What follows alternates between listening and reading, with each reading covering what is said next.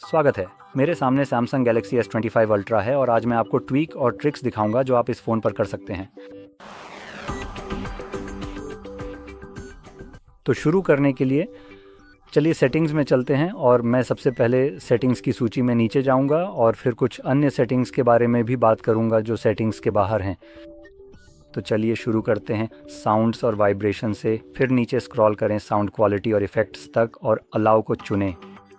और यहाँ हमारे पास एडेप्ट साउंड है। यह एक काफ़ी अच्छी सुविधा है जो आपके द्वारा सुने जा रहे ऑडियो की गुणवत्ता को बेहतर बनाने की कोशिश करती है, चाहे वह ईयरबड्स हों या हेडफोन जो डिवाइस से जुड़े हुए हैं। तो यह मूल रूप से उस सुनने की क्षमता की कमी की भरपाई करने की कोशिश करता है जो उम्र के साथ विकसित होती है। और यहाँ आपके पास 8 रेंज उपलब्ध हैं। अब यहाँ सबसे अच्छा तरीका ये होगा कि आप आखिरी विकल्प का उपयोग करें जिसमें अलग अलग ध्वनियाँ बजाई जाएंगी, या तो बाएं या दाएं कान से, और आपको बस यह चुनना है कि आप उसे सुन पा रहे हैं या नहीं। इसके लिए आपको एक साउंड कंट्रोल्ड रूम की आवश्यकता होगी, क्योंकि अगर आप इसे बाहर जैसे ट्रैफिक में आजमाएंगे तो आप कुछ भी नहीं सुन पाएंगे। तो सुनिश्चित करें कि आप इसे अपने घर में तब करें जब शांति हो। इसे पूरा करें और इस टेस्ट को करने से यह उन विशेष फ्रीक्वेंसी को बढ़ा देगा जिन्हें आप नहीं सुन पाए थे। यह न केवल आपकी सुनने की क्षमता की कमी की भरपाई करता है, बल्कि यह संभवतः ख़राब क्वालिटी के ईयरबड्स या हेडफोन्स के लिए भी मुआवजा देता है जो कुछ खास ध्वनियों को अच्छी तरह से नहीं बजा पाते। यहाँ तक कि अगर आपको सुनने में कोई समस्या नहीं है तब भी यह आपकी ध्वनि अनुभव को थोड़ा बेहतर बना सकता है। अब ध्यान रखें, आपको इसके लिए किसी न किसी तरह के हेडफोन या ईयरबड्स कनेक्ट करने होंगे ताकि आप यह कर सकें, क्योंकि जब आपके पास कुछ भी कनेक्टेड नहीं होता तो आप यहाँ पर वास्तव में कुछ भी बदल नहीं सकते। अब आगे बढ़ते हैं, तो चलिए डिस्प्ले में चलते हैं और यहाँ हमारे पास लाइट और डार्क मोड है। आप इनमें से जो भी चाहें उसके बीच स्विच कर सकते हैं। मुझे सही याद है तो ये सेटअप प्रक्रिया के दौरान भी दिखाई देता है, लेकिन यहाँ आपके पास डार्क मोड सेटिंग्स भी हैं जो आपको इसे सनसेट से सनराइज़ तक या कस्टम शेड्यूल पर सेट करने की सुविधा देती हैं, यानी डिवाइस इन दोनों मोड्स के बीच अपने आप स्विच करेगा। अब थोड़ा और नीचे जाइए तो हमारे पास मोशन स्मूथनेस जैसी चीज़ें हैं। हमारे पास एडेप्टिव और स्टैंडर्ड विकल्प हैं। स्टैंडर्ड 60 है, एडेप्टिव 120 तक जाता है। अब क्योंकि यह एक LTPO OLED डिस्प्ले है, डिस्प्ले रिफ़्रेश रेट यहाँ एडेप्टिव मोड में 60 से भी नीचे चला जाता है, तो यह आपकी बैटरी लाइफ को बेहतर बनाने की कोशिश करता है। जब ज़रूरत ना हो तो प्रति सेकंड दिखाए जाने वाले फ्रेम्स को कम करके, जैसे कि अभी फ़ोन को 120 फ्रेम्स दिखाने की कोई ज़रूरत नहीं है। यहाँ पर कुछ भी बिल्कुल भी मूव नहीं हो रहा है। आप सचमुच एक स्थिर इमेज रख सकते हैं 1 फ्रेम प्रति मिनट, और जब तक मैं उसे बिल्कुल भी नहीं हिलाता मुझे यह भी पता नहीं चलेगा कि यहाँ पर कोई रिफ़्रेश नहीं हो रहा है। तो जैसे ही आप अपनी स्क्रीन को मूव करना शुरू करते हैं ये अपने आप 120 पर वापस आ जाता है ताकि आपको वह स्मूथ मोशन मिल सके। उन लोगों के लिए जिन्हें इसमें ज़्यादा फ़र्क नहीं दिखता, उनके लिए बैटरी लाइफ के लिहाज से बेहतर हो सकता है कि वे इसी वाले यानी 60 या स्टैंडर्ड पर ही रहें, लेकिन व्यक्तिगत रूप से मुझे स्मूथ या अडेप्टिव वाला ज़्यादा अच्छा लगता है। मुझे तो फ़र्क दिखता है। अब अगला है आई कंफर्ट शील्ड। ये बस हल्के पीले रंग के टोन जैसे होते हैं जिससे डिवाइस का इस्तेमाल रात के समय थोड़ा आसान हो सकता है। और अगर मैं सही हूँ तो ये सेल्फ़ी कैमरा का इस्तेमाल करने की कोशिश करेगा, आपकी आंखों की सुरक्षा के लिए ब्लू लाइट को कम करेगा और गर्म रंगों का इस्तेमाल करेगा, जैसे कि ठीक है, तो ये वाला कैमरा का इस्तेमाल नहीं कर रहा लेकिन ये वाला कर रहा है। तो यहाँ जो दूसरा विकल्प है वह कैमरा का इस्तेमाल करता है ताकि आपके आसपास के माहौल के हिसाब से डिस्प्ले का कलर टेम्परेचर सेट कर सके। तो उदाहरण के लिए अगर आप अपने घर में हैं और आपने बहुत सारी गर्म रोशनी जलाई हुई है तो ये कैमरा का इस्तेमाल करके उस माहौल को देखेगा और उन लाइट्स की गर्माहट के अनुसार डिस्प्ले को एडजस्ट करने की कोशिश करेगा। तो जो भी चीज़ सफ़ेद होगी या उन लाइट्स के लिए जो भी सफ़ेद है, और जैसे कि अगर आपके पास एक कागज़ का टुकड़ा है तो उन लाइट्स के नीचे वह थोड़ा गर्म रंग का दिखेगा और फ़ोन भी उसी प्रभाव की नकल करेगा। अब अंत में यहाँ हमारे पास स्क्रीन मोड भी है। हमारे पास विविड और नेचुरल विकल्प उपलब्ध हैं।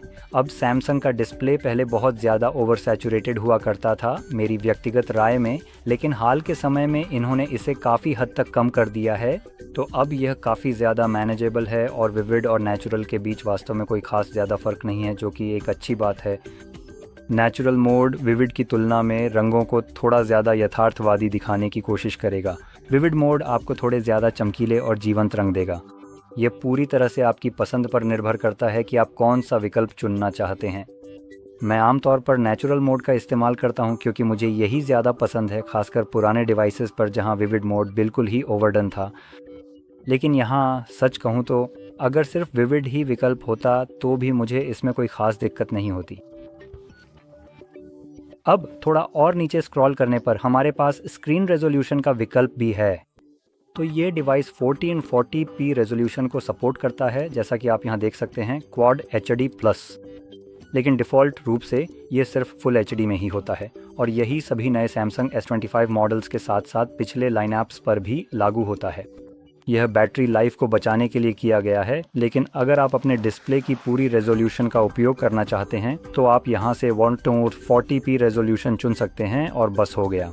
अब इसमें हाई रेजोल्यूशन होगा, जिसका मतलब है कि इमेजेस और सामान्य तौर पर डिस्प्ले और भी शार्प दिखेगा। आखिरकार आपने पूरे डिस्प्ले के लिए पैसे दिए हैं, तो क्यों ना आप पूरे डिस्प्ले का इस्तेमाल करें। अगला हमारे पास एज पैनल है। ये चीज़ मुश्किल से दिख रही है तो मैं इसे स्वाइप करके बाहर निकालता हूँ। लीजिए, ये आ गया। अब हम इसे देख सकते हैं। आप इसे कस्टमाइज़ कर सकते हैं कि ये कैसे दिखाई देगा। तो अगर हम इस पर क्लिक करें तो हम हैंडल चुन सकते हैं और यहाँ हम इसका रंग चुन सकते हैं। ओह माफ़ कीजिए, इसके लिए क्षमा चाहता हूँ, कुछ गले में फंस गया था। उम्मीद है अब वो ठीक हो गया है। तो आप रंग, पारदर्शिता और आकार बदल सकते हैं। साथ ही इस छोटे से बटन की मदद से इसे ऊपर नीचे भी कर सकते हैं, जो यहाँ मुश्किल से दिखाई दे रहा है। मैं व्यक्तिगत रूप से इसे वहीं रखना पसंद करता हूँ जहाँ वॉल्यूम बटन होते हैं, तो इससे बटन के आधार पर इसे ढूंढना आसान हो जाता है। और फिर इसकी पारदर्शिता मुझे लगता है ज़्यादा कर देता हूँ और इसका आकार थोड़ा छोटा कर देता हूँ ताकि ये वॉल्यूम बार के साथ फिट हो जाए।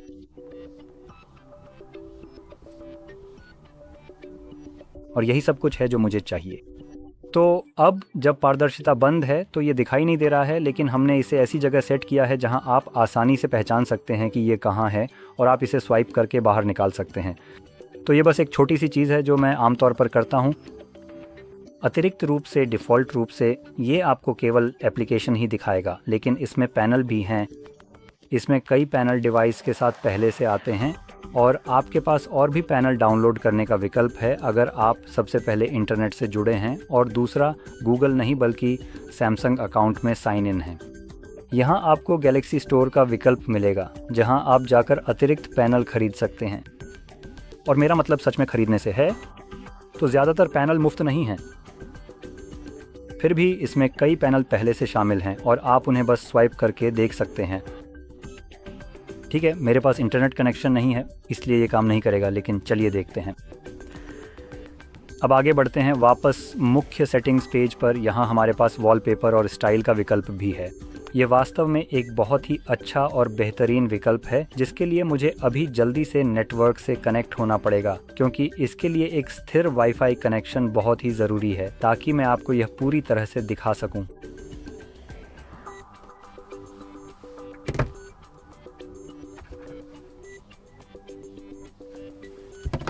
लीजिए, हो गया।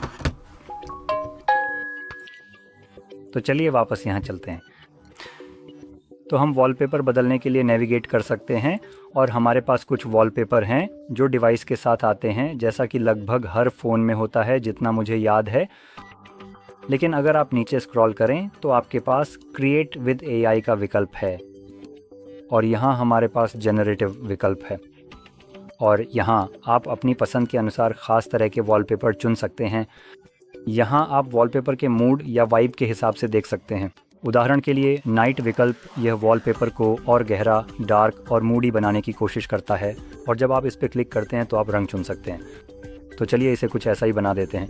फिर हमारे पास ये विकल्प है कि हम जो जनरेट कर रहे हैं उसे बदल सकते हैं। मुझे लगता है कि पहाड़, माउंटेन्स काफ़ी अच्छे लगते हैं।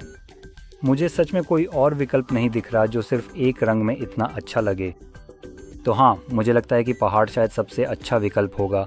और फिर पहाड़ और आपके पास बादल, फूल, लहरें, आँखें आदि हैं। अतः आप जो चाहें चुन सकते हैं। मैं चयन करने वाला हूँ। चलो अब आंखें बनाते हैं। दुर्भाग्यवश मुझे साइन इन करना होगा क्योंकि ये जेमिनी का उपयोग कर रहा है। तो एक बार आपके पास एक गूगल खाता हो जाने पर आप वास्तव में इसे उत्पन्न कर सकते हैं और ये बहुत अच्छी तरह से काम करता है। वॉलपेपर वास्तव में काफ़ी अच्छे दिखते हैं।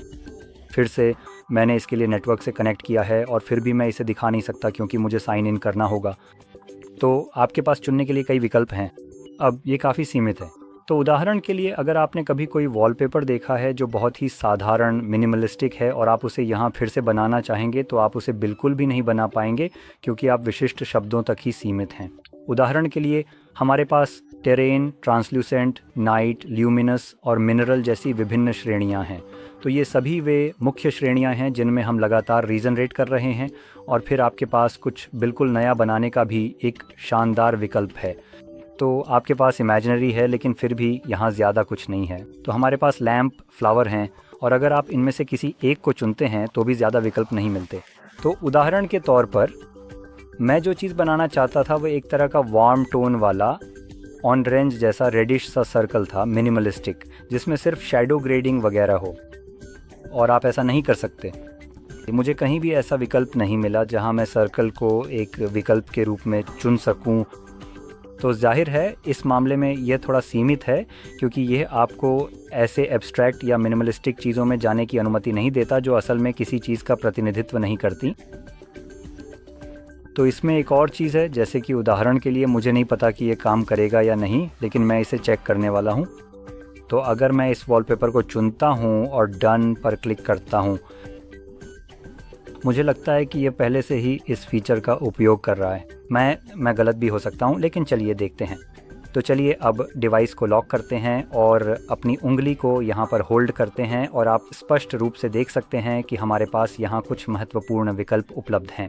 अब जो मैं आपको दिखाने वाला हूँ वह यहाँ फ्रेम विकल्प है। हाँ, ये वास्तव में पहले से ही इसका उपयोग कर रहा है, तो मैं कुछ भी नहीं बदलने वाला, मैं बस इसे मूव करना शुरू करूँगा। और आप देख सकते हैं कि कुत्ता उस छोटे से दिल से अलग सा है जिसमें वह है। मैं इसे किसी और चीज़ में बदल सकता हूँ और आप देख सकते हैं कि ये जानवर को थोड़ा काट रहा है। कुछ चीज़ों के साथ एक समस्या है। तो ये वाला थोड़ा नाजुक है, ये अपने आप किया जाता है, मैं ये भी बताना चाहता हूँ। तो अगर आपके पास अन्य वॉलपेपर हैं तो ये अपने आप उस वॉलपेपर के मुख्य फोकल पॉइंट को काटने की कोशिश करेगा और उस पर यही करेगा। तो ये एक काफ़ी अच्छी सुविधा है जो बहुत काम आती है। और हमारे पास गैलरी इफ़ेक्ट्स को हटाने का विकल्प भी है। और लॉक स्क्रीन पर चलते हैं। हम लॉक स्क्रीन को कस्टमाइज़ कर सकते हैं, जैसे कि समय बदलना। तो हमारे पास यहाँ फ़ॉन्ट्स, साइज़, रंग और पूरी स्टाइल्स चुनने के लिए हैं। और आप अतिरिक्त विजेट्स भी जोड़ सकते हैं, तो शायद आप घड़ी जोड़ना चाहें। असल में हमारे पास पहले से ही एक है, तो शायद ये सबसे अच्छा विकल्प नहीं है। चलो देखते हैं। मौसम, हाँ मौसम काफ़ी अच्छा है। लो, हो गया, मैंने सफलतापूर्वक मौसम का विवरण जोड़ दिया है। अब मैं इस मौसम के विवरण को स्क्रीन पर अपनी इच्छा अनुसार इधर उधर कर सकता हूँ और मैं अपनी आवश्यकता अनुसार इनका आकार भी आसानी से बदल सकता हूँ। अब जब हम इसे रिसाइज़ करते हैं तो इसमें वास्तव में ज़्यादा फ़र्क नहीं पड़ता है, इसलिए चलो इसे कुछ ऐसा ही कर देते हैं जो कि हमारे लिए बिल्कुल सही और उपयुक्त हो। नहीं, ये वाला भी, इसमें भी कुछ नहीं होता। मुझे पूरा यकीन है कि कुछ ऐसे थे, कुछ में सच में बदलाव आता है। लेकिन किसी भी हाल में आपके पास यहाँ कुछ महत्वपूर्ण कस्टमाइजेशन विकल्प उपलब्ध हैं जिनके साथ आप निश्चित रूप से खेल सकते हैं। तो ये रहा। असल में यही वे सारे छोटे छोटे ट्वीक और उपयोगी ट्रिक्स थे जो मैं आपको विस्तार से दिखाना चाहता था। अगर आपको ये बहुत मददगार लगा हो तो लाइक और सब्सक्राइब करना ना भूलें और देखने के लिए धन्यवाद।